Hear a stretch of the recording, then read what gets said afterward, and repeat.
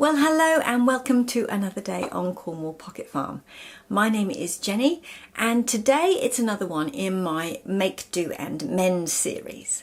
So if you remember, I did a little bit of a thrift haul a little while ago when I was buying, just before Christmas, when I was buying my dancing outfits, and I found two amazing dresses in the charity shop for dancing. So one of them was the blue chiffon dress, which I also did an adaptation, a sort of a thrift flip if you like, on, and I have a video on that. I'll put the link up here. And then the other one that I bought I was really excited about because it was a designer brand from Australia. This is a size 16 dress, but I really like the neckline and the way the sleeves are working, and I've looked at the construction and it's literally like the lace is on the top in a separate seam and then there's a lining underneath that. So I literally just need to go down and take a good chunk out of the sides. There's plenty of room in the rear end. I can even take some out of there. But what I'm going to do is flare it to the hem, because the hem has got like a sort of scalloped edge all the way around the edge, which I don't really want to mess with. So I'm hoping that you can see the sort of the detail of the lace there, because it is rather beautiful. And I looked online on this dress, and this dress retails in Australia for about 800 Australian dollars. And I found this on the $11 rack. $11 for an $800 dress. Yes, it's too big, but I'm a seamstress, so I can take this in. It's just running up and down the side seams. So of course when I bought it, it was too big, but I knew I was going to have to do alterations on it, and I had a really good look at the insides of it in the store and realized that actually I could just take it in quite simply down the sides. So that's essentially what I have done, and I just wanted to bring you along and show you sort of what was involved in the adaptation, the process of taking it in, and really how it's finished up, because I'm very, very pleased with it. Now, there is an extra reason why I've just done that now, because we've been invited to another wedding. It's obviously that sort of season or time of life or whatever, I don't know, but we have been invited to another wedding. So again, I don't have a lot of stuff in my wardrobe for wedding. Well, tell a lie now. I have the wedding outfit that I wore to my daughter's wedding. I have the wedding outfit that I thrift flipped, oh golly, a month or two ago, which was for another friend's wedding. So I do have a couple of outfits for weddings, but I've worn them quite recently. And I sort of thought, well, actually, with it being a bit cooler as well, because of course, when the wedding is the end of April, which for us is sort of well into autumn, so it could be a bit chilly, it could be a bit wet. I'm not really sure what the weather's going to be like. It's that changeable season. So I thought this dress would be quite good because it's got a little bit more weight to it, but it's sort of short sleeved. It's a little thicker, so it's sort of warmer, if you like. So I thought the lace dress would be perfect, and it also gave me a real sort of kick to get it done. So that's what I've been doing last week. I've only had little tiny bits of time all over the place. So there's lots of little snippets where I've done a thing, walked away, a couple of days later, done another little bit, then walked away a couple of days later. And I've just finished the hand sewing. So I thought I would put it all together and really just show you what I started with, what I did to alter it, and the final item. And there's also a little bit of footage on the outcome of my squabs, my couch cushions, because I have finished, well, one project I have finished, not my outdoor chairs yet. Well, the weather's turned really horrid, so I don't know if it's going to get warm again, whether we'll need them, but I do intend to finish them so that I can pack them away and they're ready for next year. So the squabs for my couch in the conservatory, I finished those, so I've got a little bit of footage in there about that. And the other thing I should say is a lot of people ask me about the grey dress that I'm wearing, and I'm wearing it again in this this footage because it's such a comfortable dress, and it wears really well. I just wear it a lot. It's very comfortable and it's perfect for me. And I made it from a very favourite dress of mine, which originally was a Laura Ashley dress, years and years old. I found it thrifted, and when I bought it, it was full, like right down to the ground, and it looked really sort of dowdy and matronly. And when I put it on, I thought I really liked the top, and I just realized that it was the length that was letting it down, so I brought that up to knee length, and then it became my favorite ever dress, and I wore it and wore it and wore it until literally it fell apart. At that point, I made a pattern from it, and then I remade the dress in this grey broderie anglais that I've got on at the moment. Now, I do actually have plans to redo this dress again, because I have some really beautiful Liberty print sort of daisy pattern. Absolutely gorgeous. It's a sort of needle cord, sort of twill needle cord. I don't know if that's a thing, but that's what it looks like to me. And what I want to do is actually use the same top again, and actually then put on a slim skirt with sort of pleats and pockets. So that'll be a sort of a mashup of a few different patterns that I've created from my blocks, and obviously the pattern I created from this old dress that I just sort of cloned. So when everybody asked me in the comments, what pattern did you use for that dress, the grey dress? Unfortunately, it wasn't a pattern. Anyway, let's get on with this video, and I'll show you how I've adapted this lace dress and what it looks like now. And I'm very excited how it's turned out. Okay, so I have unpicked the seam underneath the arm and taken the lining away from the lace part.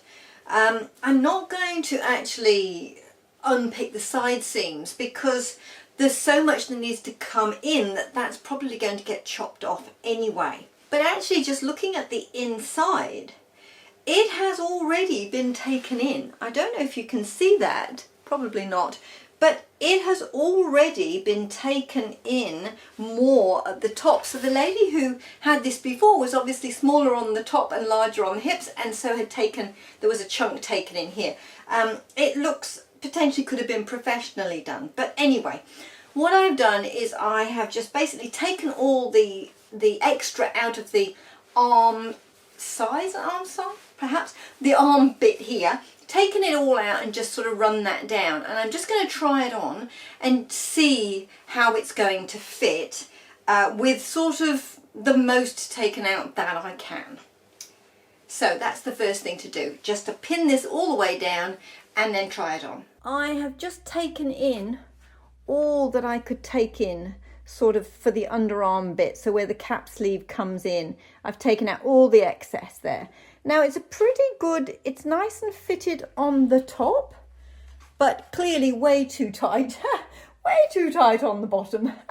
So yeah, I shall need to let it out a bit there, but I am pleased with the way it's fitting on the top. Hopefully you can see that. It fits quite nicely on the top half, but it's a little bit too snug on my lower half, so I really want to let that out. I have flared it out to the hem, but I think the flaring has started not high enough. So basically it's still quite fitted at this point, and I need to come out a little bit more and then flare it to the hem. But that's quite good, because this is, I mean, that's popping the, unfortunately the pins in this come out really easily. This lace, it doesn't hold a pin, but hopefully you can see that it is quite, it's nice and snug on the top half, taking out all the space underneath.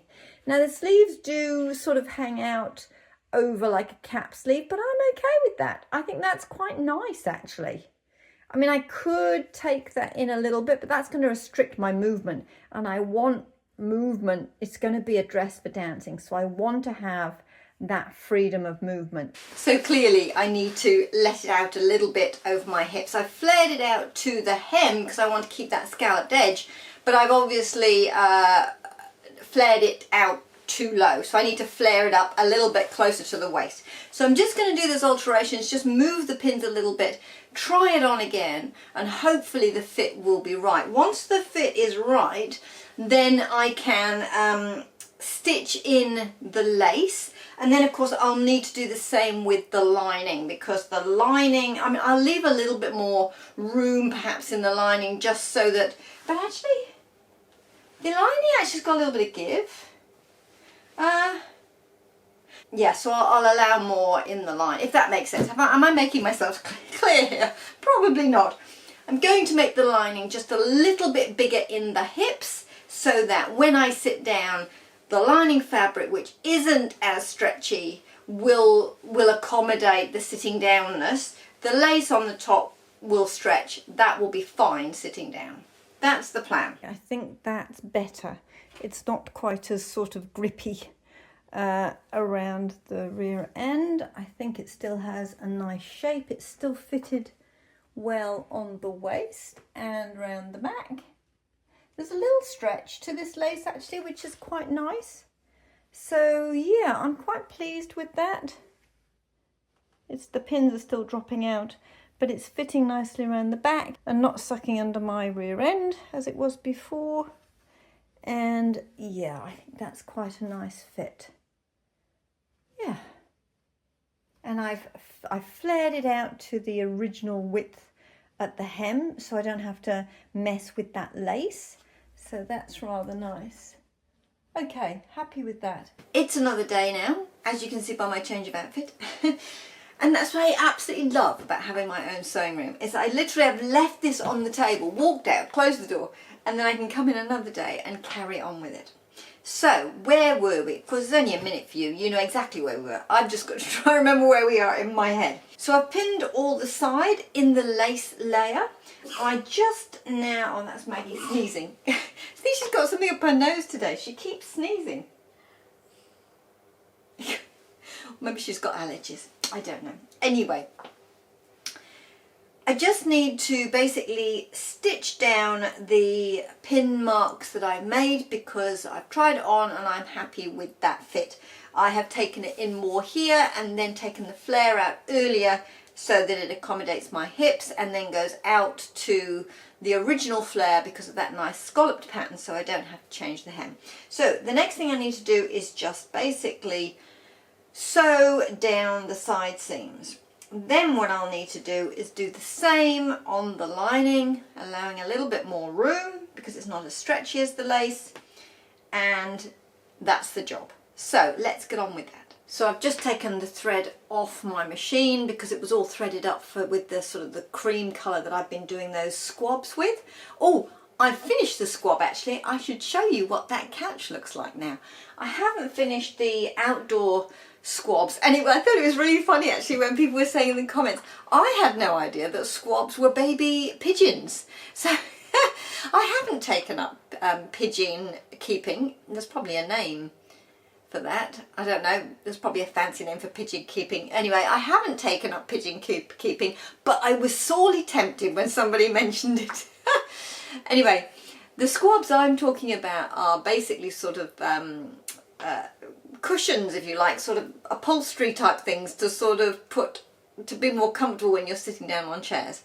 So that's what I was making. Anyway, I have finished that one, so I'll pop in a little bit of footage of what it looks like now. Okay, so here we are.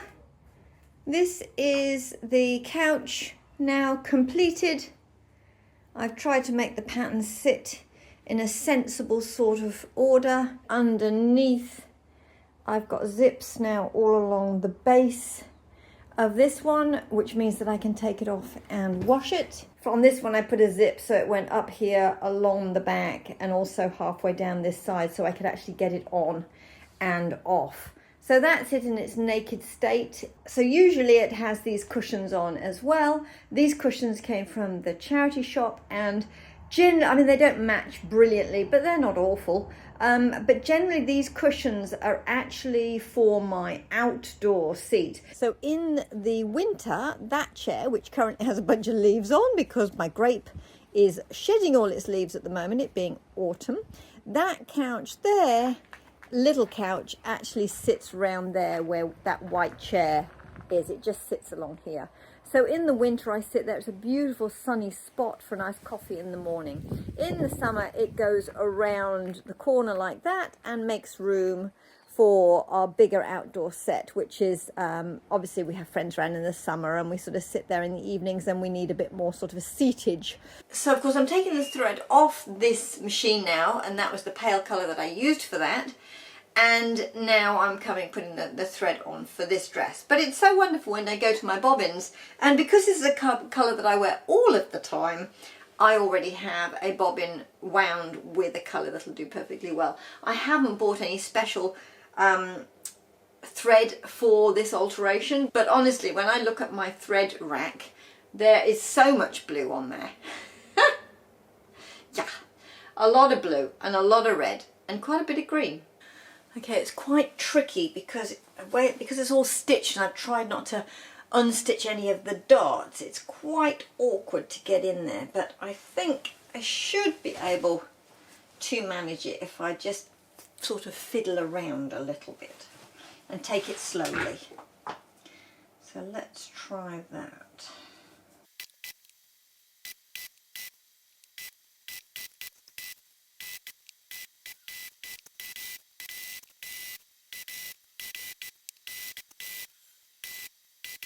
Hopefully that has worked. I'll do the other side and then we'll try it on and test it. A little awkward to get in there, but hopefully that's worked. The lace has quite a lot of give in it, so it's a little bit more forgiving. The only thing I've got to do now really is try and take in the lining. I have taken in this sleeve area, but this is the original lining piece. So what I need to do is take this in as well, all the way down. The lining, oh, interestingly, the lining has been done with the seams on the inside. And that's probably because it's lace and you can see through. Okay, so that makes it much easier because obviously the seam now to take it in is right there and it's easy to do.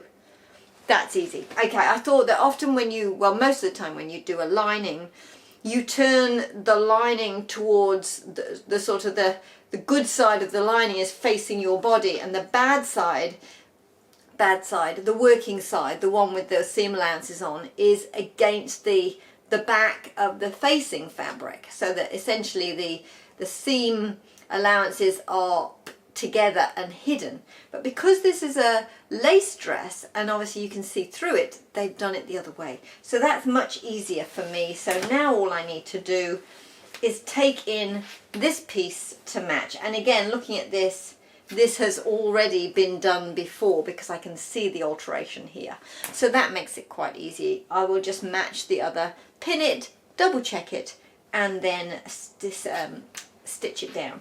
The trick is going to be to recreate this seam here right under the arm where the lining meets, and I think what I'm going to do there is just do it by hand because I don't see any way that I can get a machine in there, and it would probably be more effort than it's worth, to be honest. It's only about that much, so I'm just going to actually do it in my neatest hand stitching. It's right under your arm anyway. If somebody's looking that close to your armpit, there's a problem. So that's what I'm going to do now, try and get the lining sorted and tidy that bit up, and then, well, that's it. It's actually quite an easy alteration, really.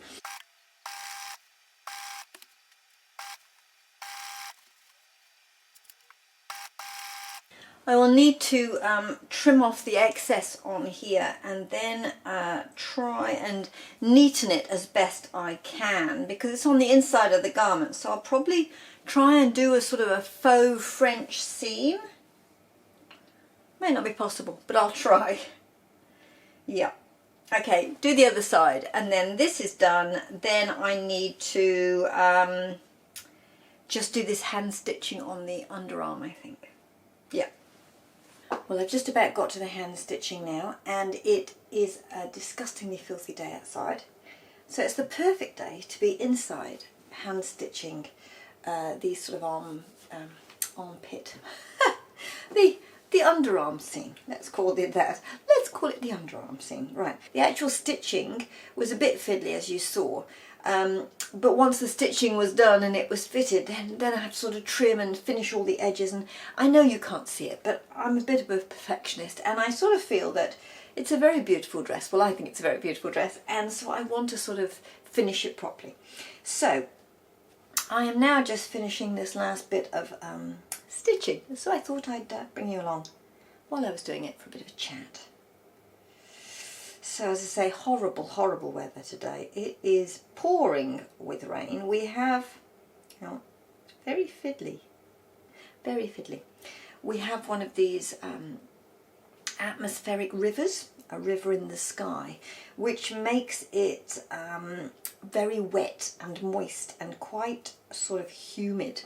So obviously in New Zealand we're in the southern hemisphere, and when we get these sort of I don't know what they are weather-wise, but they're sort of big swirly things in the Tasman Sea. That's between us, New Zealand and Australia.